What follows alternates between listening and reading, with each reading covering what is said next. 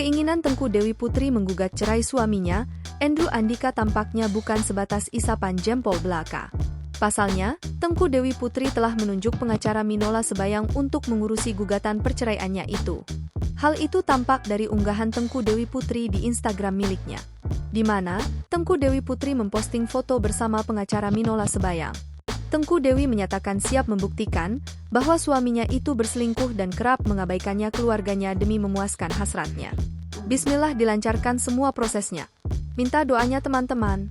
Thank you Abang Minola 6000 Law Films, tulis Tengku Dewi Putri, Kamis, 23 Mei 2024. Sebelumnya dalam akun Instagram story-nya, Tengku Dewi mengaku masih mempersiapkan proses perceraiannya dengan sang suami.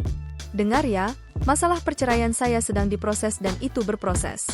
Memerlukan waktu apalagi di tengah kondisi saya, ujar Tengku Dewi.